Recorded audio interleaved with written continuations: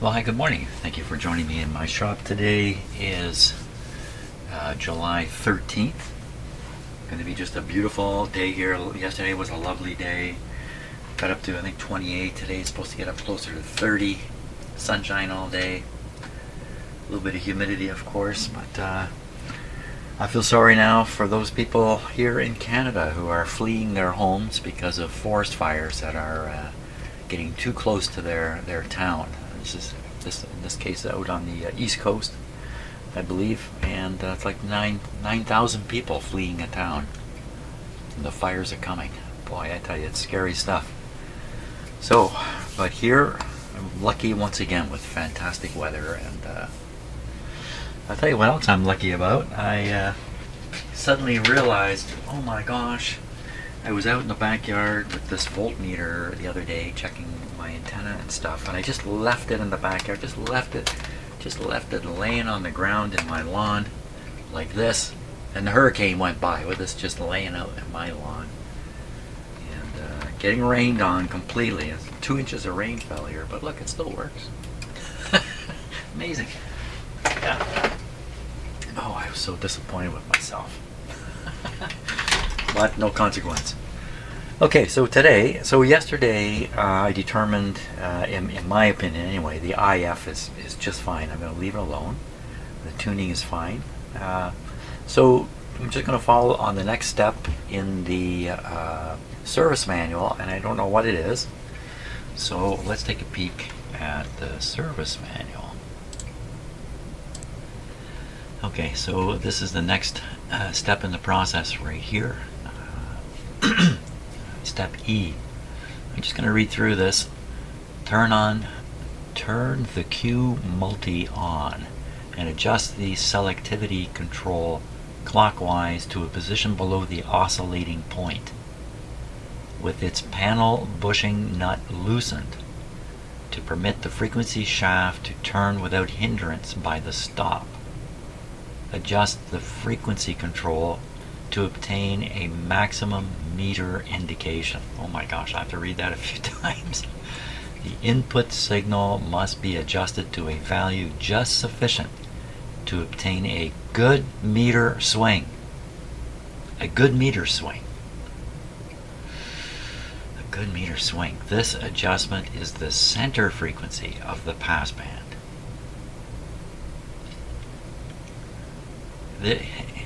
An adjustment. Okay. I was gonna attack the grammar here. That's how frustrating I'm finding this paragraph. While the meter is at maximum, turn the stop lug to a position 180 degrees directly opposite the stop pin in the frequency shaft. Holding it in this position, tighten the bushing in the nut. Tighten the bushing in the nut, making sure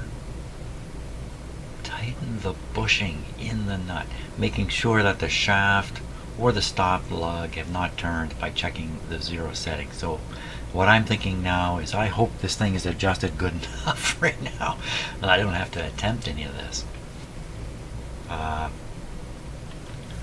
So how do you know this is working properly? They don't even give you the overall idea of what this is about. They just give you the step-by-step instructions. Ooh, okay, you know what? Coffee break time for sure. While I was pouring my cup of coffee, I realized there's a whole section in the service manual called Circuit Theory. And there's going to be a section in here on the Q multiplier. You can see the Q multiplier. Here it is. It's all this and all this. Ooh, okay. Let's read it. The Q multiplier frequency control provides a means of peaking any signal within the passband of the IF amplifier. Let's read that again. The Q multiplier frequency control provides a means of peaking any signal within the passband of the IF amplifier. Normally we only think of one signal as being in the passband. That's the signal you're after, but you could have a couple signals very close together getting through through the IF, so the Q multiplier enables you to select one of the two of them. I think that's what it's saying there. The degree of peaking is controlled by the selectivity control. This same selectivity control, when turned completely counterclockwise, disconnects the Q multiplier. It's got a switch on it, so it clicks off. If interference is experienced either between stations close to one another or from an interfering shortwave signal, gradually advance the Q multiplier selectivity control from its normal off or extreme counterclockwise position. This will result in increased selectivity by producing a spike of narrow bandwidth that is adjustable from approximately 3 kilocycles to 100 cycles. 100 cycles, holy smokes. These speakers wouldn't produce any of that. The narrowest bandwidth being obtained by adjustment of the Q multiplier selectivity control to the point just below that. Wait, I gotta read that again. The narrowest bandwidth being obtained by adjusting the Q multiplier selectivity control to the point just below that which would cause the Q multiplier to break into self-oscillation, as evidenced by the receiver blocking with a resultant loss of volume. But it certainly behaves this way. So turn this selectivity control high enough, there's a moment of, it sounds like an oscillation, and then the radio blocks. It just goes off.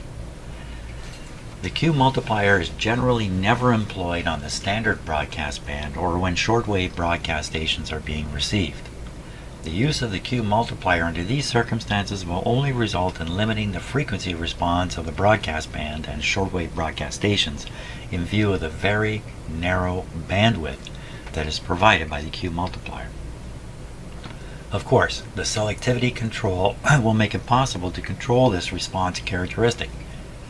If, by chance, when receiving foreign shortwave broadcast stations, interference is experienced caused by two stations operating very close to one another, the Q multiplier may be employed under these circumstances to minimize, if not eliminate, the interference by the improved selectivity or decreased bandwidth that a proper adjustment will provide. The proper use of the Q multiplier can actually enhance many times the result obtained with this receiver. In view of this, it is suggested that a little time be spent in learning just how to properly adjust the Q multiplier frequency and selectivity controls under different receiving conditions. As the Q multiplier selectivity control is advanced, a decided decrease in noise will be apparent. This is due to the narrowing of the passband. On AM phone signals, this control will usually be between 7 and 11 o'clock positions. The frequency control should then be adjusted for clarity of signal or for minimum adjacent channel interference. The selectivity control may be advanced progressively more for single sideband and CW reception. The more this control is advanced, the more critical the setting of the frequency control becomes. Advancing the selectivity control too far will cause the Q multiplier to oscillate. This should be avoided. The Q multiplier is a very handy tool in the hands of an experienced operator, and unfortunately, it is beyond the scope of this instruction manual to attempt to be more definite than we have. What? I think that's a pretty good write-up they put there. And at the end they're apologizing for it, because it may not be enough to figure out how to use that control. It's just two knobs. Okay, so that's the story on the Q multiplier. How can we know if it's proper without going through all those alignment stages, especially loosening off the locking nut and all that stuff? There must, or do I just play with it and go, well, that's satisfactory performance, and leave it? I really don't want to go through the alignment stage. Not that I'm lazy, it's just that I may mess it up and makes the situation worse. Coffee time. Okay, here's what I think is going on here with this Q multiplier. So we have the passband in the IF. It looks something like this.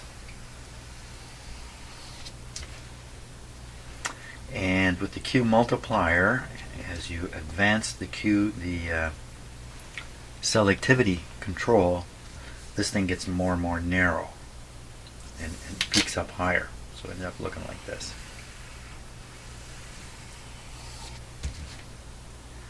And with the frequency control, you can shift this a little bit this way and that way. So let's say you want to listen to a signal that happens to be right here. Some guy doing Morse code. And here's another guy out here doing Morse code too. Too close. Without the Q multiplier, just using this, you're going to hear both signals.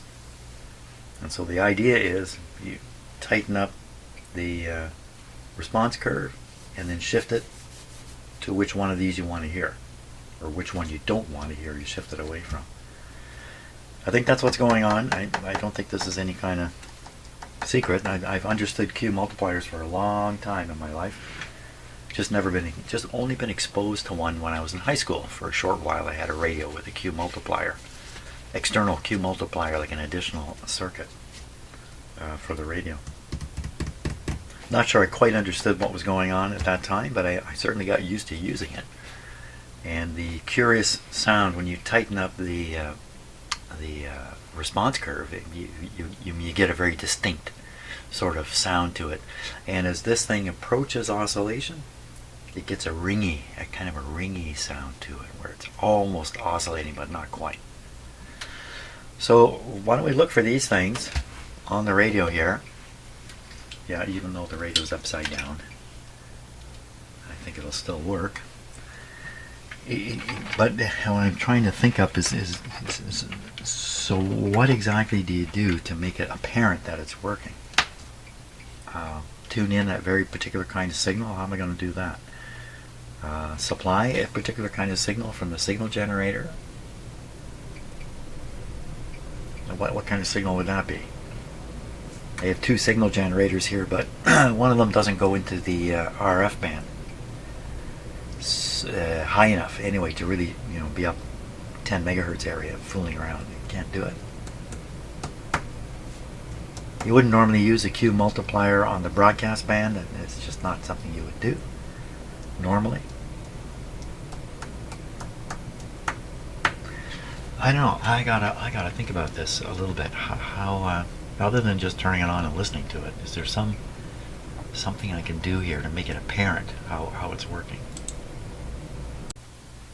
Okay, I've decided square one is a good place to start here, and that is operating the radio in its normal way and tuning in some stuff and then messing around with the selectivity control and the frequency adjustment to see about the operation of this device. Now it does something. Maybe it's working perfectly fine and I was just unaware of what that should be like. So let's power up the radio here. Okay. Again, I have the lights set so they don't shine through here. I've got them pointing towards the rear of the radio. Basically, they're shining towards the rear of the radio. So you can see the dial markings better. And I have this connected to my outdoor antenna. By the way, I'm using a mini whip antenna. I've learned a lot from this. I'm going to tell you a bit of a story.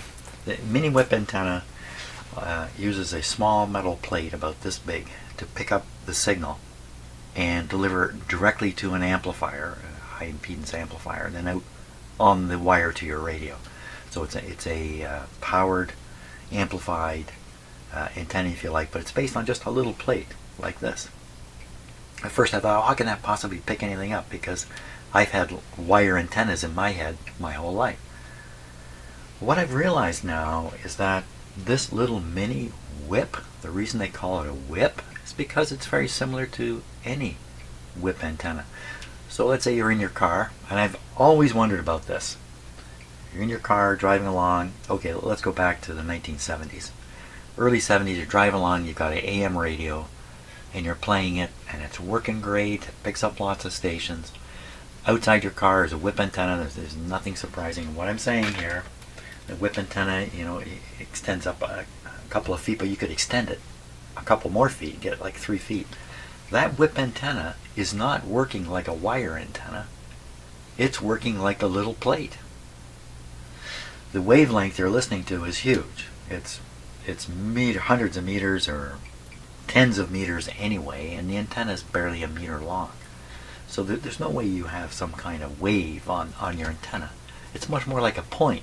Even though to us it doesn't seem like a point, it seems like a piece of wire, but it's really not. So your AM antenna, this is not the same as the loop antennas, coil antennas that you find inside these radios here. Yeah, radio like this. It's a different matter. In the car radio, I think it's still true today, it's just a whip antenna, but it's really not a wire antenna. Anyway, okay. Everybody follow that? Let's make this radio work. Where are we here? So we're on the 10 to 30 band. We're tuned, it looks like to me, around 11 megahertz. We've got this on the neutral point, so to speak.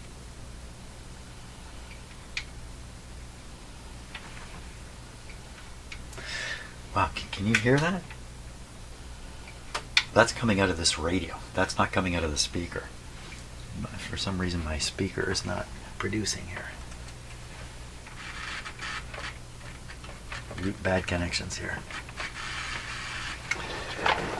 Back to what I was saying before, but these screws terminals are extremely unreliable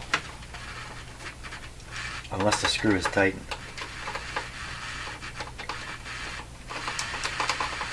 I wouldn't think so, but there we go. I wonder what it was I was hearing coming right out of the radio. It'd be the output transformer. Something was speakering in here. I don't know what it was. Okay, so here we are. So noise might be a good place to start, in fact, playing with this. So set that in the center. So right away a big drop in output. And I would say a loss of treble. So I'd say already the thing is tightened. Already the thing is tightened. And you tighten it more. Dirt in here. Sound any different? I don't think so. Sounds a little different here. You might be getting that ringing effect already.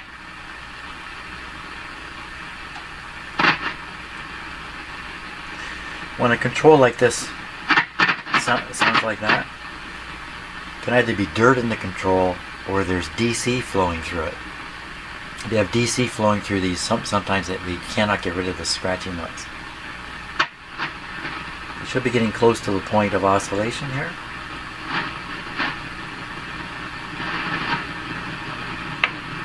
You can definitely hear a difference in the sound now. And there. Just blocked.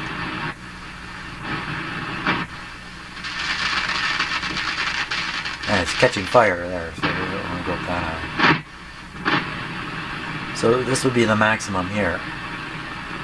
This would be the narrowest, and now it would swing it back and forth. I'm going to move this back and forth a little bit. Doesn't sound that way to me. I'm not sure what.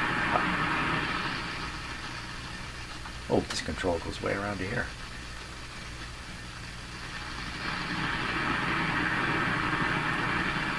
So, this is what I've heard already and messing around with this before. Yikes. Before. Not apparent to me whether it's working or not. It really didn't come out at all. So let's tune in a signal now. Wrong knob, Jim.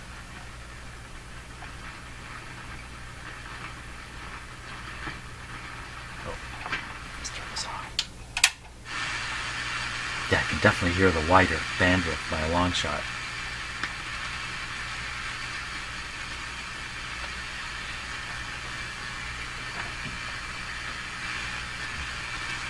Not picking anything up.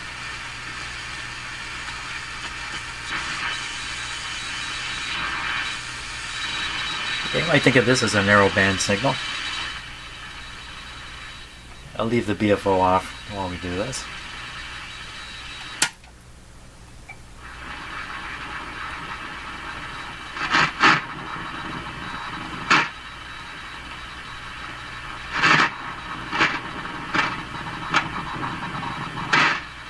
Sounds to me like it's getting wider as you turn it this way.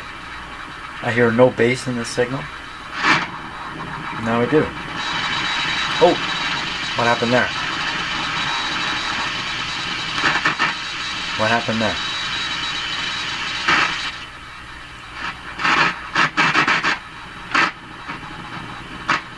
Something funny going on here, Jim.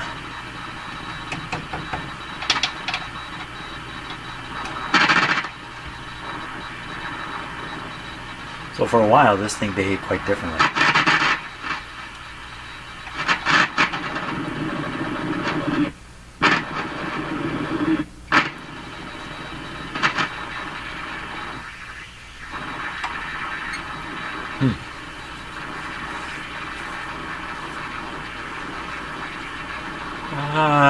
Gee, I wonder if I can put a sweep signal through the radio and then observe variations in the sweep signal shape while I make these adjustments and figure something out. Sounds like something I should discuss with my coffee cup. I'm going to go have a chat with the coffee cup here. Okay, so I'm not sure how this is going to work out at all. Here's what I've got going. Got my sweep generator here, sweeping just either side of 5 megahertz. I've got this scope connected to the detector output, basically. You can't see it from where you are, there's a little bit of noise there. And I haven't got this tuned yet to 5. So let's tune this to 5 megahertz and see what happens. Oh, it's very close. Not that dial, Jim, this one.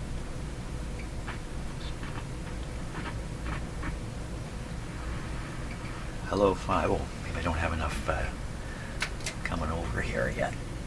Let's try that.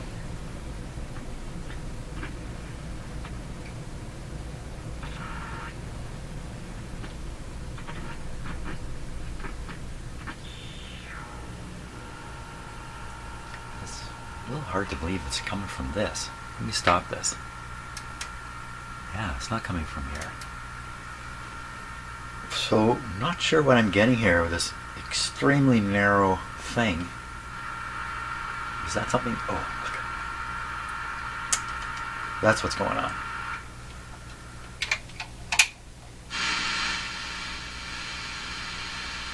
Okay.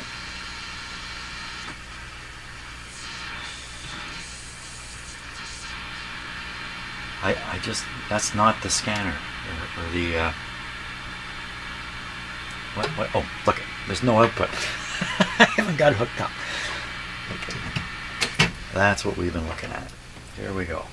Turn this down, turn the sensitivity down, turn the output down. Okay, this is probably going to work a little better. Pretty quiet. Still sounds like a radio. Okay, finding the where are you? Not strong enough signal. Am I reading this right? That really is 5. That's 5. I'm on the 10 to 30.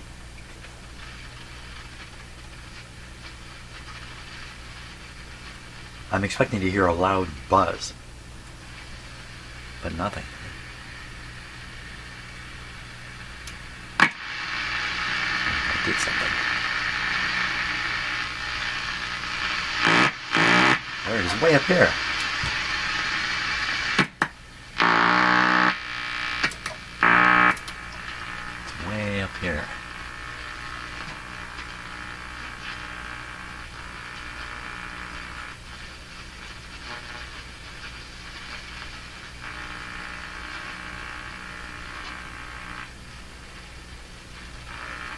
Okay, let's go in the zone here. So what I see on my scope is kind of interesting. Just a touch more sensitive. A little hard to see from way over here, so have a look here.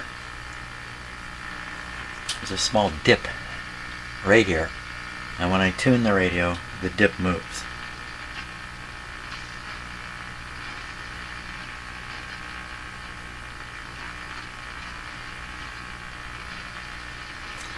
So, what about that? What exactly is that?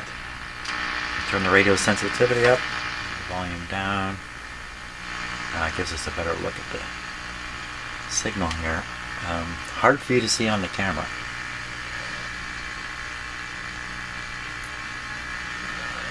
You can see it right here. You also see stuff drifting by. You can hear it.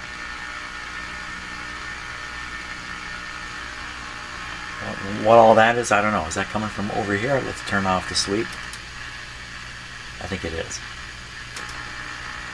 that from overdriving the input to the radio? I doubt it very much. I don't think there's much of a signal coming in here. Let's crank it up. Yeah. Okay, so what's the objective now? The objective is, I turn down the sound for a minute. The objective is to play around with the selectivity and sensitivity control. Put the camera so you can see what my hand is up to. And we'll see what happens here. Just take a shot at it. Okay, huge reduction. I mean, it virtually disappeared off the screen here. And that's full stop. It probably shouldn't be doing this.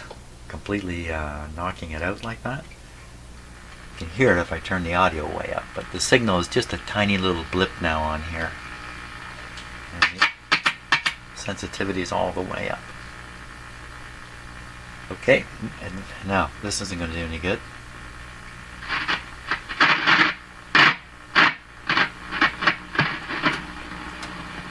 Okay, so definitely some strange stuff going on. Too noisy. I'm going to put another camera on there so you can get a better look at the scope, because there's lots of stuff going on there in detail. Okay, let's carry on here now. What what was I doing? Fooling around with this control, but we've got so little on the screen there. Dirt, eh? Let me increase the signal a bit so we can get a good look at it. Okay.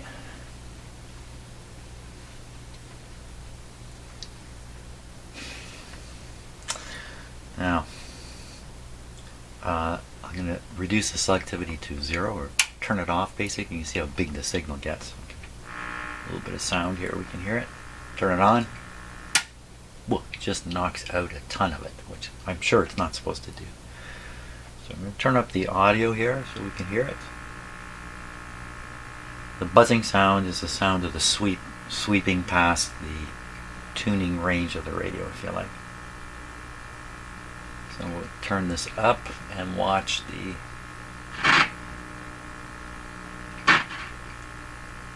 See, to me it's getting wider. I'll turn it further. That's why I was hearing the bass sound coming through more when you turn the selectivity up. But surely this is making it narrower and narrower. Supposed to be anyway. Turn it slowly. You can actually see it getting narrower.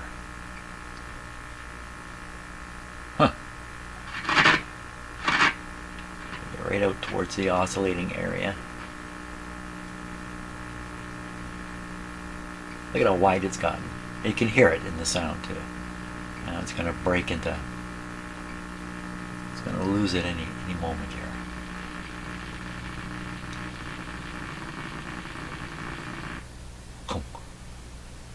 Oh, that's interesting. I don't know what that is. Some RF signal. I'm using the scope is sweeping based on the sweep output of the sweep generator. It's not sweeping quickly. So that's almost certainly RF coming through there. Why you would see it? I'll go back. And I don't know why you would see it. So this seems to be working backwards to me.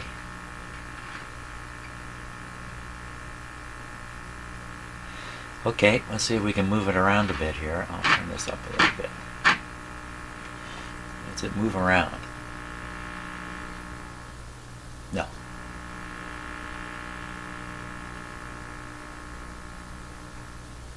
If it is moving, it's a tiny amount back and forth, just the tiniest amount. So I think they said turn this up until you get close to the limit. Okay, so we're close to the limit there. I would say this control is not working at all correctly. I don't get any impression it's doing what I think it's supposed to do, right? Which is narrow this down to this and then move it around a little bit. Is it possible I've got my sweep set inappropriately? So I got the sweep fairly tight. I'm going to broaden it out here. Let's broaden it out. So it was starting at, so we're trying to cross 5,000. Although this dial is way off. I'm up at 5.4 here. So we're going to start at 4.8. That's 200 kilohertz below. So 4.8. 4.8. And then we're going to want to go to 5.2 above, if I can get there. I may not be able to get there. 5.2. Not quite. Can't quite get there. 5.1. 5.15. Close. So that's sweeping. I mean, the bandwidth is only 10 kilohertz, so that's easily sweeping. Much broader than the 10. Okay, we'll start it up again. Doesn't look any different.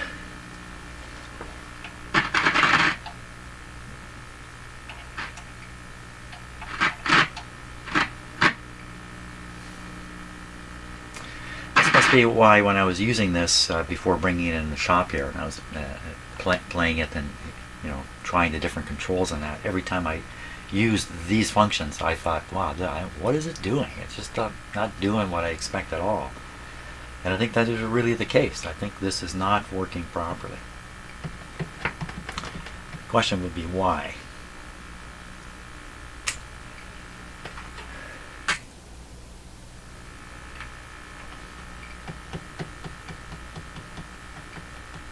Because I'm doing this with extremely low signal and don't realize it. I should be doing it with a stronger signal. Let's try it. I can't imagine that's going to help, but I'm looking for any way out of this situation. Okay, now that's a much stronger signal there.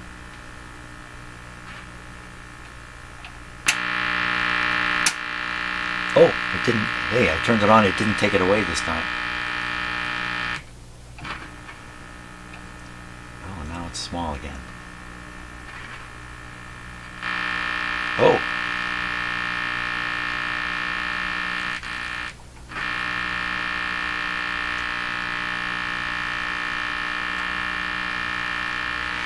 See something happening right up in this area here.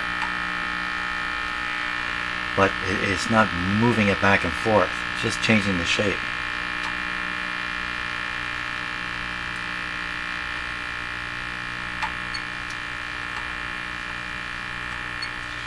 Look right at the bottom here. You might see that it's right at the bottom here. You might see that it's moving a bit. Well, I don't know. I think it's broadening out.